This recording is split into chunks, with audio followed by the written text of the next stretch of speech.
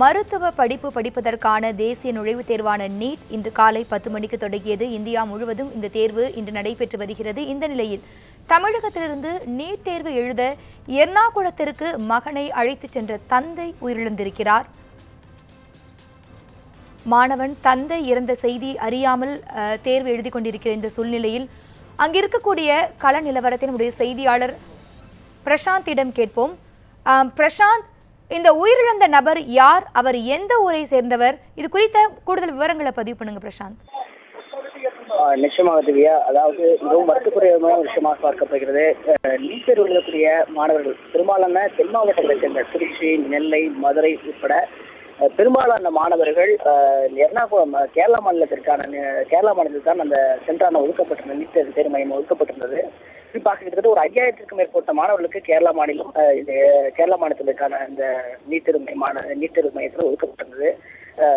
நேற்று 3 நாட்களாகவே தொடர்ந்து தமிழகத்திலிருந்து மாணவர்கள், குறிப்பாக தென் மாவட்டங்களிலிருந்து அதிகமான நபர்கள் வந்திருந்தாங்க. இந்த நிலையில நேற்று முன்தினம் திருத்துறைப்பூண்டியை சேர்ந்த கிருஷ்ணசாமி, 47 வயது மிக்க அந்த கிருஷ்ணசாமி என்பவர் தன்னோட மகனை அழைத்துக் கொண்டு இங்கு தேர்வு எழுத வந்திருக்கிறார். மகனின் விருப்பத்தை நிறைவேற்றும் விதமாகத்தான் இங்கு தேர்வு எழுத வந்திருக்கிறார். மகனானது கஸ்தூரி மகாலிங்கம் இங்கிருந்து நபிபுல்லா என்கிற ஒரு பள்ளியில் தான் அந்த தேர்வு மையம் இருக்கிறது. அந்த தேர்வு மையத்தில் தான் அவர் தேர்வு எழுதி கொண்டிருக்கிறார். அவர் காலையிலே விடுதியிலிருந்து அந்த மாணவனை ஆட்டோ மூலியமாக அழைத்து சென்று அந்த விடுதியிலிருந்து அழைத்து சென்று அந்த நீட் தேர்வு மையத்துல இறக்கி விட்டுட்டு ரூமுக்கு மறுபடியும் வந்திருக்கிறாங்க. வந்த சில நிமிடங்கள்லயே அவருடைய ஊருக்கு செல்வதற்கான பேக்கிங் எல்லாம் செய்து கொண்டிருக்கிற சமயத்துல அவருக்கு மாரடைப்பு ஏற்பட்டிருக்கிறது. மிகவும் வருத்தகரமான விஷயமா பார்க்கப்படுகிறது. அதிலும் குறிப்பாக அந்த மாணவன் தந்தை இறந்தது தெரியாமல் கூட அந்த மாணவன் தற்போது தேர்வு எழுதி கொண்டிருக்கிறார். அந்த மிகவும் வருத்தக்குறையான விஷயமா பார்க்கப்படுகிறது. இன்னும் அந்த மகனுக்கு அது தெரியவில்லை. குறிப்பாக இன்னும் சற்று நேரத்தில் அந்த தேர்வு கிட்ட 1 மணியான தேர்வு முடியும் பொழுது அந்த மகனுக்கு தெரிவிக்கும் பொழுதுதான் அதனுடைய துக்கமானது தெரிய வரும். குறிப்பாக தற்போது அந்த கிருஷ்ணசாமி என்பவர் 47 வயது கிருஷ்ணசாமி தற்போது எர்ணாகுளம் மத்திய பகுதியில் இருக்கக்கூடிய ஒரு தனியார் சிட்டி மருத்துவமனையில தற்போது தற்போது பிரேதப்பட்டிருக்கார், அனுமதிக்கப்பட்டிருக்கிறார். இது குறித்து நாம் எர்ணாகுளம் மாவட்ட ஆட்சியர் முகமது சபீபுல்லா அவரிடம் கேட்ட பொழுது அவர் என்ன தெரிவித்தால், உறுதி செய்யப்பட்ட தகவல் தற்போது எங்களுக்கு தகவல் கிடைத்திருக்கிறது. எங்களுடைய காவல்துறையும் அனுப்பி வைத்திருக்கிறோம். அதே போல அந்த மாணவனுக்கு தகவல் தெரிவிக்காமல் அவனை பத்திரமாக மீட்டு தற்போது அந்த அந்த 1 மணிக்கு அந்த தேர்வு முடிந்ததுமே நேரடியாக அவனை அழைத்து வருவதற்கான ஏற்பாடுகளும் செய்யப்பட்டிருக்கிறது என்று அவர் தெரிவித்திருக்கிறார். இப்படிப்பட்ட ஒரு துக்கமான சம்பவம் நடைபெற்றிருக்கிறது. ஏனென்றால் 2-3 நாட்களாக தொடர்ந்து ரயில் மூலமாகவும் அதே போல பேருந்து மூலமாகவும் கிட்டத்தட்ட பல தரப்பட்ட மாணவர்கள், தமிழக மாணவர்கள் இங்கு வந்திருந்தார்கள். பெரும்பாலானவர்கள், குறிப்பாக சொல்ல வேண்டும் என்று சொன்னால், பேருந்து கிடைக்காமல் அவ்வளவு சிரமப்பட்டு வரக்கூடிய காட்சிகள் நாம் நேரடியாக பார்க்க முடிந்தது. அதே போல ரயில் நிலையத்தில் டிக்கெட் கிடைக்காமல் பெரும்பாலான மாணவர்கள் தங்களுடைய சொந்த வாகனங்களை வாடகைக்கு எடுத்து வாகனங்களிலும் இங்கு வந்தக்கூடிய சூழலை பார்க்க முடிந்தது. விடிய காலை நேற்று முன்தினம் வந்தவர்களும் பரிசீலிக்கக்கூடிய காட்சிகள் பார்க்கப்படுகிறது. அதே போல இன்று காலை கூட பெரும்பாலான மாணவர்கள் நேரடியாகவே பேருந்துகள் வந்தவுடனே நேரடியாக நீட் தேர்வு மையத்திற்கு எந்தவித ஒரு ரெஃப்ரெஷனும் ஆகாம நேரடியாக இந்த மையத்திற்கு தேடி அணுகக்கூடிய காட்சிகள் பார்க்க முடியும். ஏனென்றால் வேறொரு மாநிலம், ஒரு மொழி தெரியாத ஒரு இடம், இப்படிப்பட்ட சூழலில் அவர்கள் மிகப்பெரிய அளவிலான பரிந்து வைத்தார்கள். இப்படிப்பட்ட சூழலில் இந்த திருத்துறைப்பூண்டியை சேர்ந்த கிருஷ்ணசாமி என்பவர் இறந்திருக்கிறார். மிகவும் துக்ககரமான விஷயமாக பார்க்கப்படுகிறது. பல்வேறு வெளி மாநில தேர்வு ஒதுக்கப்பட்டதை கண்டித்து பலதரப்பட்ட தலைவர்களாகட்டும் அதே போல பிற கட்சியினராகட்டும் பல்வேறு எதிர்ப்பு தெரிவித்திருந்தார்கள். தமிழகத்தில் தேர்வு மையம் வைக்க வேண்டும் என்று சொல்லி இப்படிப்பட்ட சூழலில் இது போன்ற ஒரு சமூக நடைபெற்றது மிகவும் வருத்தகரமான விஷயமாக அவர்கள் நடந்திருக்கிறது. இன்னும் அந்த தற்போதுதான் நம்ம நேரடி காட்சிகள் நீங்களே பார்க்கலாம். தற்போது நம்ம அந்த மருத்துவமனையில் தான் இருக்கிறோம். அந்த மருத்துவமனையில தற்போது அந்த மாணவனுக்கு அந்த கிருஷ்ணசாமி என்பவரான உடல் வைக்கப்பட்ட மருத்துவமனை தான் நம்ம இருக்கிறோம். அந்த நேரடி காட்சி நீங்களே பார்க்கலாம். தற்போது எர்ணாகுளம் நீட் தேர்வு எழுத சென்ற மாணவருடைய தந்தை மரணமடைந்திருக்கிறார். இது குறித்து தன்னுடைய கருத்தை பதிவு செய்வதற்காக மதிமுக பொதுச் செயலர் திரு வைகோ அவர்கள் நம்மோடு இணைப்பில் இருக்கிறார்கள். வணக்கம் சார். நீட் தேர்வு எழுத சென்ற மாணவனோட தந்தை மாரடைப்பால மரணமடைஞ்சிருக்காரு. இது தொடர்பாக நீங்க என்ன சொல்ல விரும்புறீங்க? திருவாரூர் மாவட்டம் திருத்துறைப்பூண்டிக்கு அருகில் உள்ள ராயநல்லூர் விளக்குடி என்கின்ற ஊரை சேர்ந்த கிருஷ்ணசாமி என்பவர், அவர் மகன் கஸ்தூரி மகாலிங்கம் நீட் தேர்வு எழுதுவதற்காக நேற்றைக்கு அவர்கள் எர்ணாகுளம் சென்றிருக்கிறார்கள். அங்கு சிரமப்பட்டு ஒரு ஹோட்டல், ஏர்லைன்ஸ் ஹோட்டலில் தங்கியிருக்கிறாங்க. பையன் பரீட்சை எழுத போயிட்டார். இவர் இந்த மன உளைச்சல் ஒரு முக்கிய காரணம். எப்படியா பையன் டாக்டர் ஆக்கணுங்கிற ஆசையில் இருந்தவர் மாரடைப்பால் இறந்தார் என்ற செய்தி வந்தவுடன் மிகுந்த அதிர்ச்சி அடைந்து முதலமைச்சரை தொடர்பு கொள்ள முயன்றேன். அவர் நிகழ்ச்சிகளில் இருந்ததால் நான் கேரள மாநில ஆளுநர் மாண்புமிகு சதாசிவம் அவர்களை தொடர்பு கொண்டு இந்த கிருஷ்ணசாமி என்பவர் இறந்து விட்டார், அவருக்கு மற்ற முறைகளை காவல்துறை செய்து பெரும்பாலும் போஸ்ட்மார்ட்டம் செய்ய வேண்டிய நிலைமோட ஏற்படலாம், உடனடியாக பாடியை அனுப்பி வைக்கணும், பையன் பரிசு எழுதிட்டு வந்த உடனே அங்கிருந்து வாகனத்தில் ஏற்பாடு பண்ணி அனுப்பணும்னு சொன்னேன். அவர் உடனே நான் மாவட்ட ஆட்சித்தலைவரிடம் சொல்லி ஆவணம் செய்கிறேன் என்று கூறினார். அதன்படி மாவட்ட ஆட்சித்தலைவரும் அதிகாரிகளும் சென்றுவிட்டார். இதில் கவனிக்க வேண்டியது என்னவென்றால், சொந்த நாட்டிலேயே நமது மாணவ மாணவிகள் இந்தியா என்று சொல்லப்படுகிற சொந்த நாட்டில் தங்கள் சொந்த மாநிலத்தில் பரீட்சை எழுத முடியாமல் அகதிகளைப் போல, ஈழ அகதிகளைப் போல அவர்கள் அலக்களிக்கப்பட்டு தங்குறதுக்கு இடம் இல்லை, சாப்பிட இடம் இல்லை, பஸ் ஸ்டாண்ட்லையும் ரயில்வே ஸ்டேஷன்லையும் பிளாட்பாரத்திலையும் இருக்காங்க. எப்படி பரீட்சை எழுத முடியும்? நீட் தேர்வு என்பதே மிகவும் அநீதியானது. நம்ம கிராமப்புற ஏழை எளிய குடும்பங்களில், பிற்படுத்தப்பட்ட ஒடுக்கப்பட்ட குடும்பங்களில் படித்து +2ல் நல்லா 98% 99% மார்க் வாங்குற பிள்ளைங்களுக்கு நீட் தேர்வு வந்து சிபிஎஸ்இ சிஸ்டத்தில் கொண்டு வந்து அவங்களுடைய கனவுகளை எல்லாம் அழித்து இவ்வளவு பெரிய அக்கிரமத்தை வந்து சகிக்கவே முடியாது. நம்ம ஊர் பள்ளிக்கூடத்தில் படித்த டாக்டர்கள் தான் இன்னைக்கு உலக புகழ்பெற்ற டாக்டர்களாக சென்னையில் இருக்கிறாங்க. இதை வந்து தமிழகத்தில் எல்லாரும் இருந்தாங்க, அரசு எதிர்த்தது, சட்டமன்றத்தில் மசோதா நிறைவேற்றினாங்க. மத்திய அரசு இந்த உடனே அது அனுமதி பெறுவோம் குடியரசுத் தலைவருக்கு அளித்த அனுமதியும் பெறலை.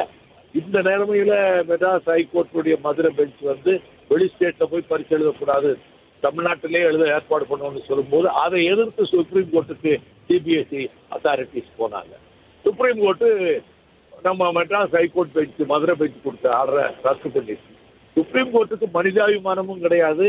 அந்த பெற்றோர்கள் என்ன பாடுபடுவாங்க, இவங்களுக்கு ஏற்பாடு பண்ண முடியாதா? இவங்களால ஏற்பாடு பண்ண முடியாதுன்னா சாதாரண ஏழை குடும்பத்தில் போய் இன்னொரு ஸ்டேட்ல போய் பரீட்சை எழுத ஏற்பாடு பண்ண முடியுமா? ஒரு அரசாங்கம் ஏற்பாடு பண்ண முடியாதா? சென்டர்ஸ் ஏன் ஏற்பாடு பண்ண முடியாது? அதாவது அவ்வளவு மமதையான, அவ்வளவு இழப்பமா போச்சு தமிழ்நாடு. சொந்த நாட்டிலே அகதிகள் மாதிரி அனாதைகள் மாதிரி ஆக்கப்பட்டிருக்காங்களே.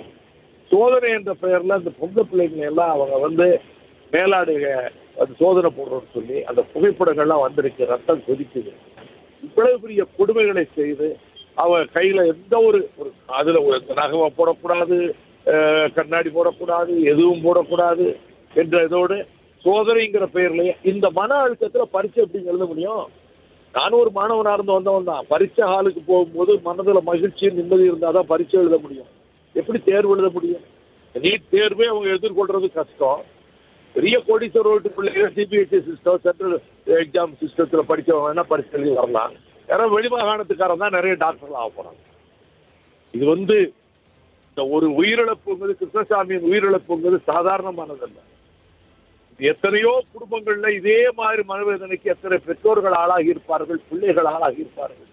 நம்ம பிள்ளைகள் மனசு உடைஞ்சு நமக்கு எதிர்காலம் இல்லைங்கிறது சொல்லி அவர் கனவுகள் எல்லாம் நாசமாவதா? மிகவும் இது வந்து மத்திய சர்க்காருக்கு வந்து தமிழ்நாடுன்னா அவ்வளவு இழப்பமா போச்சு எல்லா பிரச்சனைகளையும். இது வந்து தமிழ்நாடு அரசு ஏன் சென்டர் ஏற்பாடு பண்ண முடியாது? ஒரு நாள்ல பரீட்சை எழுதுறதுக்கு ஒரு குடும்பம், ஏழை குடும்பம் போய் அவங்க தயாராக முடியும், சர்க்கார் அரேஞ்ச் பண்ண முடியாதா? சுப்ரீம் கோர்ட் என்னதான் நினைச்சிட்டு இருக்கு? அதான் சொல்றாங்க, சுப்ரீம் கோர்ட் நீதிபதிகள் பலருக்கு மனிதாபிமானமும் கிடையாது, ஒரு நீதியா நடக்கணுங்கிற எண்ணமும் கிடையாது. மிகுந்த மனவேதனையா இருக்கு அந்த கிருஷ்ணசாமியினுடைய. இதே எத்தனை கிருஷ்ணசாமி இப்படிப்பட்ட மனவேதனைகளுக்கு ஆளாகி இருப்பார்கள். மிகுந்த வேதனையாக இருக்கிறது.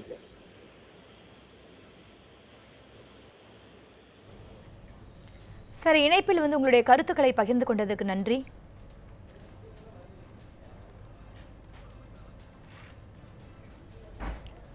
தற்போது மரணமடைந்த திரு கிருஷ்ணசாமி அவர்கள் தங்கியிருந்த அந்த ஹோட்டலின் உரிமையாளர் முத்துக்குமார் நம்மோடு இணைப்பில் இருக்கிறார், அவரிடம் கேட்கலாம். வணக்கம் சார். தந்தையும் மகனும் உங்களுடைய ஹோட்டலுக்கு எப்போ வந்தாங்க? அவர்களுடன் வேறு யாரேனும் கூட வந்திருந்தாங்களா? என்னோட ஹோட்டலில் நாங்கள் வந்து ரெஸ்டாரண்ட் நடத்துகிறோங்க. தமிழ்நாட்டில் வந்து இந்த மலையாளியோட ஹோட்டலில் வந்து ரிசப்ஷனில் இருக்கிறது தமிழ் பையன், திருவாரூர் பையன் தான். காலையில் நேற்று அவங்க ரூம் எடுத்து தங்கிட்டாங்க. இப்போ அந்த டெஸ்டட் ஸ்கூலில் போய் பார்த்துட்டு வந்துட்டாங்க. ஹலோ ஹலோ காலையில் அவர் பையனை அனுப்பிட்டு ரூமில் தங்கியிருந்தப்போ நெஞ்சு வலிக்குன்னு சொன்னார். கொண்டு போய் ஹாஸ்பிட்டலில் கொண்டு போனப்போ 10 நிமிஷம் வேற ஒரு ஹாஸ்பிட்டலுக்கு கொண்டு போக சொல்லிட்டாங்க. அங்கே கொண்டு போனால்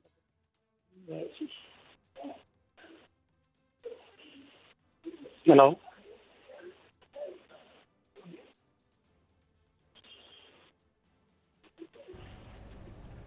ஹலோ முத்துக்குமார், மரணமடைந்த கிருஷ்ணசாமி அவர் என்ன மாதிரியான மனநிலையில இருந்தாரு? மகனை தேர்வு மையத்துல விட்டுட்டு வந்ததுக்கு பிறகு உங்களிடம் ஏதேனும் பகிர்ந்துக்கிட்டாரா? எப்படி இருந்தார் அவரு? என்கிட்ட ஒன்றும் சொல்லல. ரிசப்ஷனில் இருந்த பையன் கிட்ட பேசியிருப்பாரு அன்னைக்கு. சரி, முருகன் முருகன்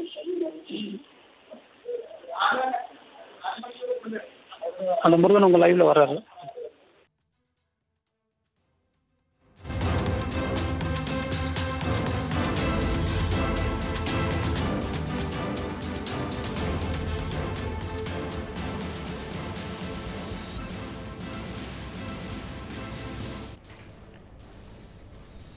தொடர்ந்து நம்முடைய செய்தியாளர் பிரசாந்திடம் கூடுதல் விவரங்களை கேட்போம். பிரசாந்த், தற்போது நீங்க எங்க இருக்கீங்க? அவருடைய உடல் மருத்துவமனையில வைக்கப்பட்டிருந்ததா சொல்லியிருந்தீங்க. உடன் உறவினர்கள் யாரேனும் இருக்காங்களா?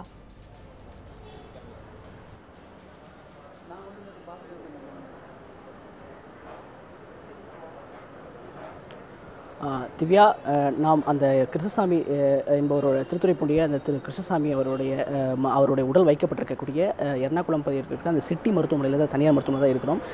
பார்க்கலாம், அவருடைய உடலானது இங்கே தான் வைக்கப்பட்டிருக்கிறது. தற்போது அவர் முடிந்த அளவிற்கு ஆம்புலன்ஸில் அவர் எடுத்து வரும் பொழுது முடிந்த அளவிற்கு அவருக்கு அவரை அந்த மாரடைப்பு ஏற்படும் போது அவருக்கு முதலுதவி செய்வதற்கான பணிகளும் மேற்கொள்ளப்பட்டன. ஆனால் அது தோல்வியடைந்து விட்டது.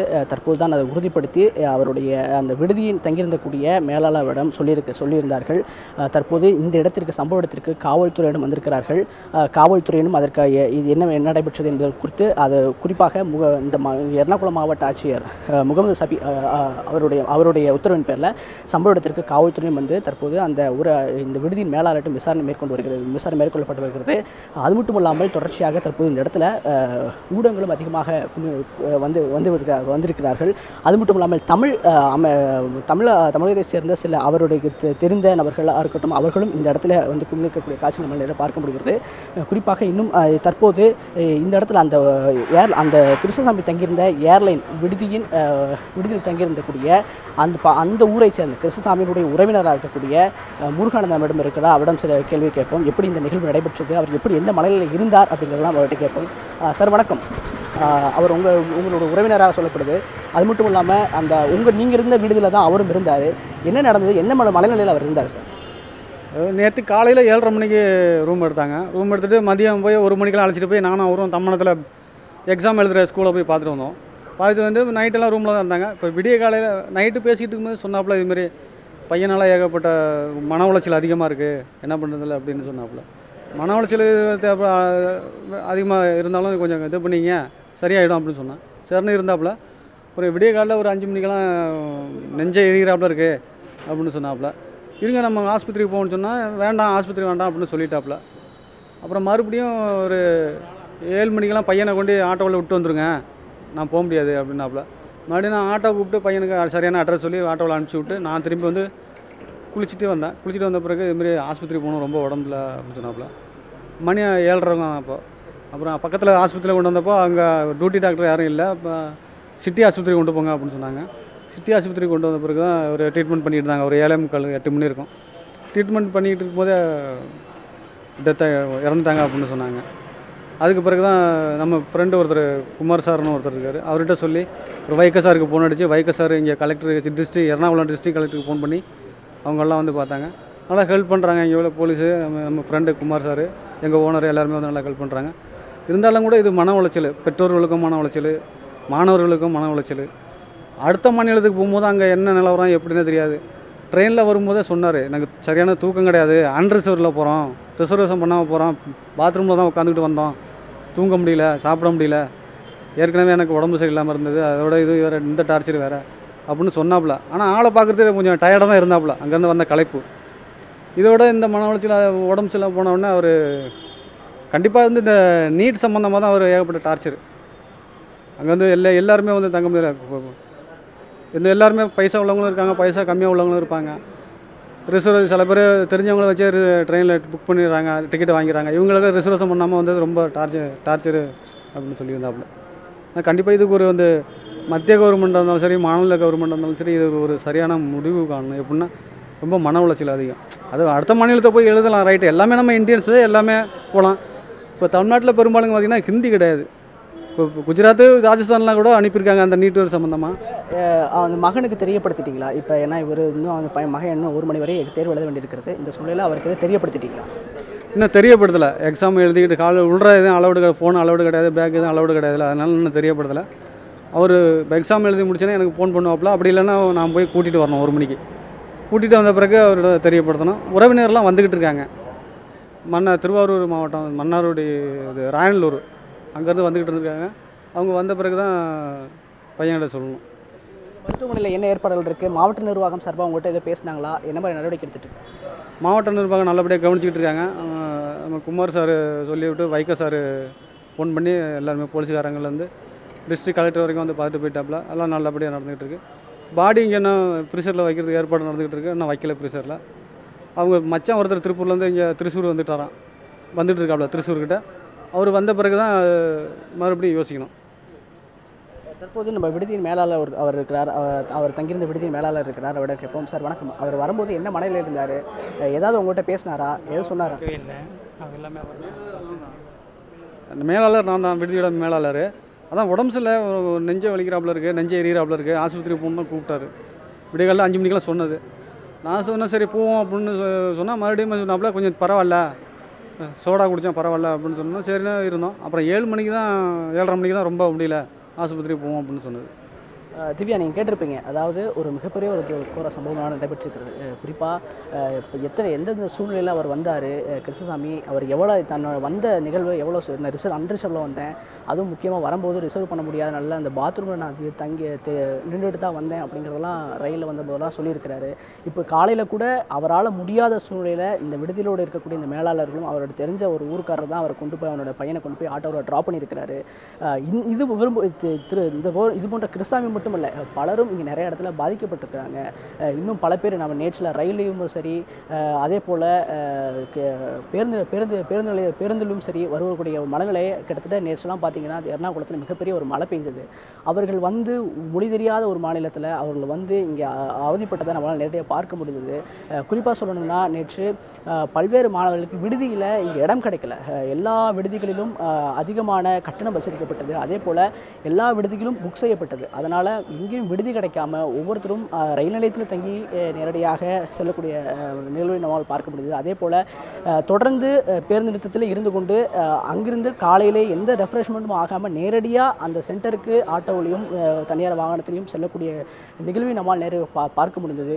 இப்படிப்பட்ட இந்த சூழ்நிலை என்பது மிகவும் வருத்தகரமான விஷயம். ஏனென்றால் பல்வேறு தமிழகத்தில் இருக்கக்கூடிய கிட்டத்தட்ட எர்ணாகுளம் கேரளா மாநிலத்தான், அது குறிப்பாக நெல்லை, மதுரை, திருச்சி போன்ற தூத்துக்குடி போன்ற மாவட்டங்களில் இருந்தால் அதிகப்படியான நபர்கள் இங்கே கேரளா மாநிலத்தில் மாற்றப்பட்டது. அதிலும் குறிப்பாக எர்ணாகுளத்தில் தான் அதிகமான மாணவர்கள் எழுதினார்கள். அதை முன்னிட்டு தான் நாமளும் பல்வேறு உதவிகளை செய்திருந்தோம்.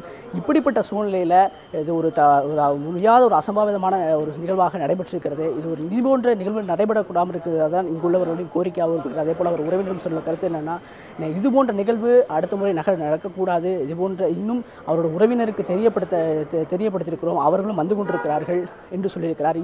இதை மட்டும் இல்லாமல் அவருடைய கஸ்தூரி மகாலிங்கம், அவருடைய மகன் தேர்வு எழுதி கொண்டிருக்கிறார். இங்கிருந்து அவருடைய விடுதியிலிருந்து கிட்டத்தட்ட பார்த்தீங்கன்னா ஒரு 20 கிலோமீட்டர் வைக்கப்பட்டிருக்கிற அந்த சென்டர்ஸ், அந்த சென்டர்ஸில் எழுதிட்டு இருக்கிறாரு. அவரை அழைத்து வருவதற்கான மாவட்ட நிர்வாகம் சார்பாக இந்த காவல்துறை அனுப்பி அவருக்கு இன்னும் தெரியப்படுத்தல, தேர்வு எழுதிட்டு இருக்கிறாரு. அப்படிப்பட்ட சூழலில் அவர் அழைத்து வருவதற்கான பணிகளையும் ஏற்படுத்தி வருவதாக மாவட்ட நிர்வாக தரப்பில் சொல்லப்பட்டிருக்கிறது. மாவட்ட ஆட்சியர் நம்ம தொடர்பு கொண்டு கேட்டபோது கூட அவரும் என்ன சொல்லியிருக்கிறாருன்னா, அவங்கள உடலை நாங்கள் எடுத்து செல்வதற்கான பணிகளையும் நாங்கள் இங்கிருந்து துரிதங்களில் நாங்கள் நடத்துவோம்.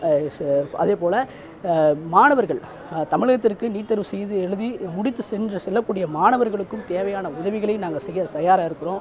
சிறப்பு பேருந்துகளை நாங்கள் எந்நேரத்துக்கு தயாராக இருக்கிறோம். அதே போல் ரயிலில் கூட கூடுதல் பெட்டிகளை இங்கிருந்து தென் மாவட்டங்கள் செல்லக்கூடிய ரயில்கள் இருந்தாலும் அதுக்கு கூடுதல் பெட்டிகளை இணைத்து கூட அதிலிருந்தும் நாங்கள் செல்லக்கூடிய வசதிகளை நாங்கள் ஏற்பாடு செஞ்சுருக்கிறோம் கூட அவர் மாவட்ட ஆட்சியர் முகமது சபியுல்லா தெரிவித்திருந்தார். இப்படிப்பட்ட சூழ்நிலையில் பல்வேறு ஏற்பாடுகள் செய்திருந்தாலும் கூட திருத்துறைப்பூண்டியை சேர்ந்த ஒரு கிருஷ்ணசாமி என்பவருடைய மரணம் என்பது இதுவும் குறிப்பாக இந்த மொழி தெரியாத இந்த இடத்துல வந்து தன்னுடைய மகனுக்கு நீட் தேர்வு மையத்தில் நீட் தேர்வு எழுத வந்த அந்த மகனுக்காக வந்து அவருடைய உயிரானது பிரிந்திருக்கு என்பது மிகவும் சோகமான ஒரு விஷயமாக பார்க்கப்படுகிறது. திவ்யா.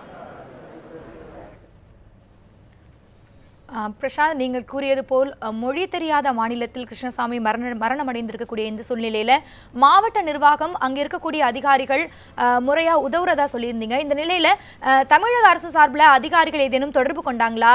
அங்கிருந்து உடலை இங்க தமிழகத்துக்கு கொண்டு வரதுக்கு என்ன மாதிரி நடவடிக்கை எடுக்கப்பட்டிருக்கு? எப்போ எடுத்துட்டு வர்றதுக்கு ஏற்பாடு செய்யப்பட்டிருக்கு பிரசாந்த்?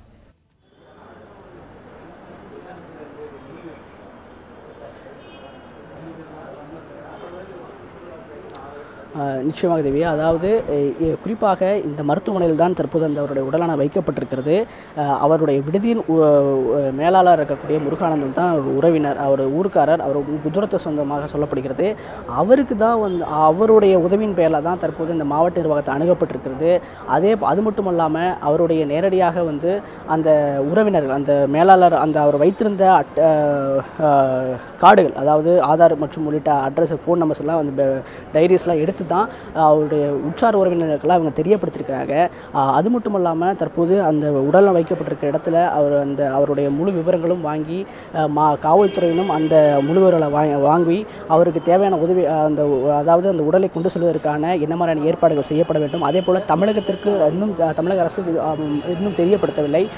இன்னும் அவர்களிடம் எந்த ஒரு முன்னெடுப்பும் நடக்கவில்லை.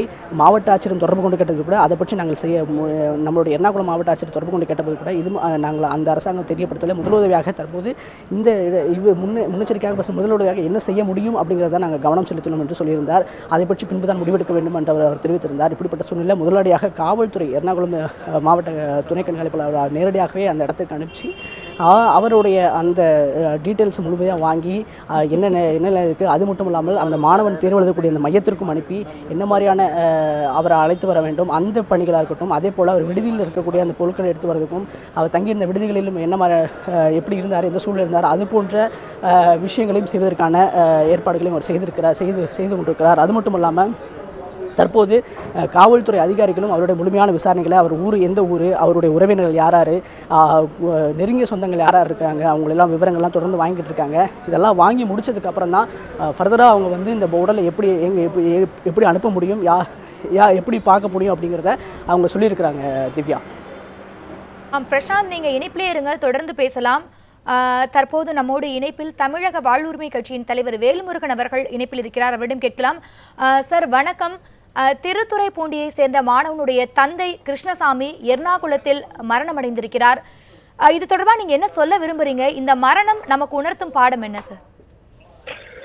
இந்த மரணம், இந்த நீட்டு தேர்வை திருத்துறைப்பூண்டியை சேர்ந்த கிருஷ்ணசாமி அவருடைய மகன் தமிழ்நாட்டில் எழுதியிருந்தால் இந்த சாவு நடப்பதற்கு வாய்ப்பே இல்லை.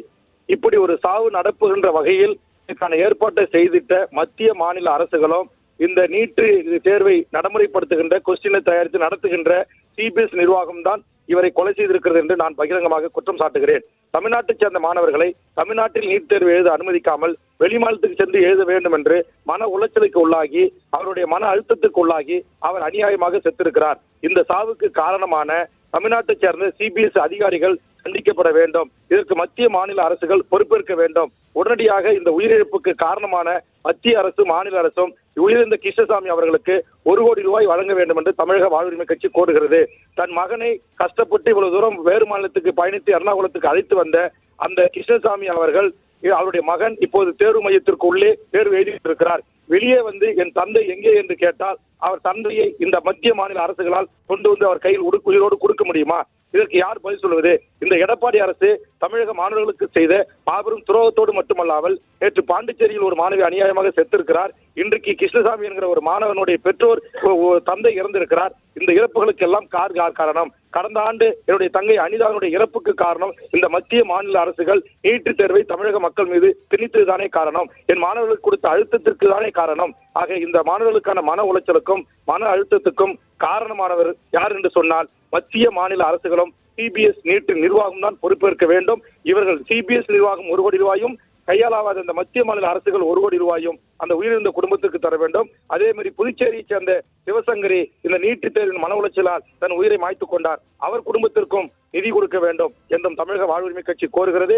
அதோடு இல்ல, இந்த நீட்டுத் தேர்வை எழுதிச் சென்ற என் தமிழக மாணவர்கள் தமிழ்நாடு முழுவதும் மாணவிகளுடைய பூப்பொட்டுகள் அழிக்கப்பட்டிருக்கின்றன, அவர்களுடைய உள்ளாடைகள் அழிக்கப்பட்டிருக்கிறது, அவருடைய வளையல்கள் உடைக்கப்பட்டிருக்கின்றன, அவருடைய கொலுசுகள் உடைக்கப்பட்டிருக்கின்றன, அவருடைய சடை பின்னல்பட்ட பின்னல் இன்றைக்கு கற்பனை செய்யப்பட்டிருக்கிறது, அவர் வைத்திருந்த பூக்கள் இருந்து கசக்கி எறியப்பட்டிருக்கிறார்கள். எங்களுடைய தமிழருடைய பண்பாட்டு கலை கலாச்சார விஷயத்திலே இந்த நீட் என்கிற தேர்வை நடத்துகின்ற சிபிஎஸ் நிர்வாகம் சிபிஎஸ் அதிகாரிகள் ஈடுபட்டிருக்கிறார்கள். இது மன்னிக்க முடியாத ஒரு மாபெரும் குற்றம். இந்த குற்றத்திற்கு எதிராக தமிழக வாழ்வுரிமை கட்சி தொண்டர்கள் இந்த நீட்டில் நடந்த அத்தனை சென்டர்களிலும் இந்த பதுபாதகமான செயலை செய்த அதிகாரிகள் மீது கிரிமினல் வழக்கு தொடுப்பார்கள் என்பதை நான் நியூஸ் 7 தொலைக்காட்சியின் ஊடாக தமிழக அரசுக்கும் காவல்துறைக்கும் இந்திய மத்திய அரசுக்கும் நீட் நிர்வாகத்திற்கும் சிபிஎஸ் நிர்வாகத்திற்கும் நான் தெரிவித்துக் கொள்கிறேன். சார், தமிழகம் முழுவதும் போராட்டங்கள் நடைபெற்று வந்தாலும் கூட நீட் தேர்வை 2வது ஆண்டாக வெற்றிகரமாக நடத்திக்கிட்டு இருக்காங்க அப்படின்னு தான் சொல்லணும். இந்த இப்போ தேர்வு இந்த வருடம் நடந்து முடிஞ்சிருக்கு, இதை எப்படி பார்க்குறீங்க? இனி வரும் காலங்களில் நீட் தடுப்பதற்கான ஏதேனும் வழிகளை நீங்கள் என்ன மாதிரி நடவடிக்கை எடுக்கிறதா இருக்கீங்க? இல்ல, முதல்ல வெற்றிகரமாக நடந்ததுன்னு சொல்றதே நான் முற்றுமுழுமாக மறுக்கிறேன். இது வெற்றிகரமாக நடக்கல. இதுல மிகப்பெரிய ஒரு முறைகேடு நடந்திருக்கிறது, மிகப்பெரிய ஒரு ஊழல் நடந்திருக்கிறது. தமிழ்நாட்டில் இருக்கிற 5000க்கும் மேற்பட்ட மருத்துவ இடங்களை வடநாட்டை சேர்ந்த வட மாநிலத்தவர்கள் வந்து படிக்க ஏற்பாடு செய்ய வேண்டும் என்ற உள்நோக்கத்தோடு சிபிஎஸ் உயர் அதிகாரிகளும் நீட் உதவி அதிகாரிகளும் பல கோடி ரூபாயை பெற்றுக்கொண்டு ராஜஸ்தானில் இருக்கிற கோட்டா என்கிற பகுதியில் இருக்கிற 10க்கும் மேற்பட்ட நீட்டுடைய கோச்சிங் சென்டரிலே அவர்கள் சில இடங்களை தேர்வு செய்து அந்த இடங்களிலே வந்து தேர்வு எழுதுங்கள் என்று சில மாணவர்களுக்கு உறுதிமொழி கொடுத்து அவர்கள் பல கோடி ரூபாய் அந்த மாநிலத்தில் வசூலித்ததாகவும் சில செய்திகள் வந்து கொண்டிருக்கின்றன. ஆக இவற்றை அனைத்தையும் விசாரித்து இங்கே நடந்த முறைகேடுகளுக்கும் இது போன்ற பிரச்சனைகளுக்கும் காரணம் யார் என்பதை கண்டுபிடிக்கின்ற வகையிலே உடனடியாக தமிழக அரசு தன்னுடைய சிபிசிஐடி விசாரணையும் மத்திய அரசு சிபிஐ விசாரணைக்கும் உத்தரவிட வேண்டும். பணியில் இருக்கிற நீதிபதிகளை கொண்டு நீதியரசர்கள் தானாக சென்னை உயர்நீதிமன்றமும் மதுரை உயர்நீதிமன்றமும் சோமோட்டாக இது விசாரணை எடுத்துக்கொள்ள வேண்டும். இது தாழ்த்தப்பட்ட பிற்படுத்தப்பட்ட ஒடுக்கப்பட்ட சிறுபான்மை மக்களுடைய மருத்துவர் ஆக முடியும் என்கிற கனவை பொய்யாக்கி பன்னாட்டு பணக்கார நீட் சென்டர் நடத்துகின்றவர்களுக்கு கொள்ளைப்புறமாக கொள்ளைக்கணக்கான ரூபாய் கோடிகளை சம்பாதிப்பதற்கு மத்திய அரசு செய்கின்ற ஒரு சூழ்ச்சி வலை. இதை அனுமதிக்க முடியாது. இனிவரும் காலங்களில் நீட்டுத் தேர்வை நடத்த விடாமல் தடுப்பதற்கான அத்தனை வேலைகளையும் தமிழக வாழ்வுரிமை கட்சியும் தமிழர் வாழ்வுரிமை கூட்டமைப்பும் முன்னெடுக்கும் என்பதை நான் தெரிவித்துக் கொள்கிறேன். இந்த கிருஷ்ணசாமியினுடைய மரணத்தை மன்னிக்க முடியாத ஒரு குற்றம். இதற்கு காரணம் சிபிஎஸ் நிர்வாகம் தான், சிபிஎஸ் குளறுபடிதான். 10 லட்சம் பேர் தமிழ்நாடு டிஎன்பிசி மூலமாக தமிழ்நாட்டில் ஒரே நேரத்தில் தேர்வு எழுத வைக்க முடியும் தமிழக அரசால். ஏன் 1,07,000 மாணவர்களை தமிழ்நாட்டில் எழுத வைக்க முடியாது? இதற்கு என்ன பதில் இருக்கிறது சிபிஎஸ்இடம்? இதற்கு என்ன பதில் இருக்கிறது நீட்டிடம்? இவருக்கு இதுக்கு என்ன பதில் சொல்ல போகிறார்கள்? ஏன் நீட் நிர்வாகம் உங்களை போன்ற பத்திரிகையாளர்களை அழைத்து இத்தனை மாணவர்களுக்கு நாங்கள் ஏற்பாடு செய்திருக்கிறோம், இத்தனை மாணவர்கள் வெளிமாநிலத்தில் போய் எழுத வேண்டும் என்று 1 வார காலத்திற்கு முன்னாக ஏன் அவர்கள் அறிவிக்கவில்லை? அப்படி 1 வார காலத்திற்கு முன்னாக அறிவித்திருந்தால் கூட மாணவர்களும் பெற்றோர்களும் அந்த மனநிலைக்கு அவர்கள் வந்திருப்பார்கள் அல்லவா? சரி, அப்படியே வரவர்களிடத்திலே பூவும் போட்டு அழிப்பதற்கு யார் இவர் அதிகாரம் கொடுத்தா? அவர்களுடைய கொலுசு உடைப்பதற்கு யார் இவர்களுக்கு அதிகாரம் கொடுத்தா? அவருடைய ஜீன்ஸ் பேண்டை கைட்டுவதற்கு யார் அதிகாரம் கொடுத்தா? ஒரு வீசிங் இருக்கிற ஒரு பெண் தன் கர்ச்சிப்பை எடுத்து கைக்கூட்டை எடுத்து தன் மூச்சிலே வழிகிற சளியை துடைக்க கூடாது என்று உன்னுடைய உடையில் துடைத்து. சரி, இணைப்பில் வந்து உங்களுடைய கருத்துக்களை பகிர்ந்து கொண்டதற்கு நன்றி. தொடர்ந்து இந்திய கம்யூனிஸ்ட் கட்சியின் மாநில செயலர் திரு முத்தரசன் அவர்கள் நம்முடைய இணைப்பில் இருக்கிறார், அவரிடம் பேசலாம். ஐயா வணக்கம். நம் மாநிலத்தை சேர்ந்த திருத்துறைப்பூண்டியை சேர்ந்த மாணவனுடைய தந்தை கிருஷ்ணசாமி எர்ணாகுளத்தில் நீட் தேர்வு எழுதுவதற்காக உடன் சென்று அங்கு அவர் மரணம் அடைந்திருக்கிறார். இந்த மரணத்தை எப்படி பாக்குறீங்க? நீட் நுழைவுத் தேர்விலிருந்து தமிழ்நாட்டிற்கு விதிவிலக்க வேண்டும் என நாம் தொடர்ந்து போராடிய நிலையில் மத்திய அரசு நயவஞ்சகமான முறையில் உச்சநீதிமன்றத்தின் மூலம் இது அமல்படுத்தியதோடு இந்த ஆண்டு நீட் தேர்வுக்கு தேர்வு மையங்களை தமிழ்நாட்டு மாணவர்களுக்கு தமிழ்நாட்டில் ஒதுக்காமல் தமிழ்நாட்டைச் சேர்ந்த மாணவர்கள் பிற மாநிலங்களுக்கு சென்று தேர்வு எழுத வேண்டும் என்கிற ஒரு நிர்பந்தத்தை உருவாக்கி அதை உச்சநீதிமன்றம் உறுதி செய்து தேர்வு எழுத சென்ற மாணவர்களும் கடுமையான மன உளைச்சலுக்கு ஆளாகிறார்கள், பெற்றோர்களும் மன உளைச்சலுக்கு ஆளாகிறார்கள். அதனுடைய விளைவாகத்தான் திருத்துறைப்பூண்டி அருகில் இருக்கிற விளக்குடி கிராமத்தைச் சேர்ந்த கிருஷ்ணசாமி அங்கே மகனோடு சென்ற பொழுது மாரடைப்பால் மரணமடைந்திருக்கிறார். இந்த மரணத்திற்கு மத்திய அரசும் மாநில அரசும் முழு பொறுப்பேற்க வேண்டும். இவர்கள் இழக்கிற அநீதியால் தான் வரிசையாக இப்படிப்பட்ட துயர சம்பவங்கள் நடைபெறுகிறது. ஏற்கனவே அனிதாவை இழந்தோம். இப்பொழுது ஒரு மாணவனின் தந்தையான கிருஷ்ணசாமியை இழந்திருக்கிறோம். இன்னும் எத்தனை பேர் உயிர்களை இவர்கள் பழிவாங்கப் போகிறார் என்பது தெரியவில்லை.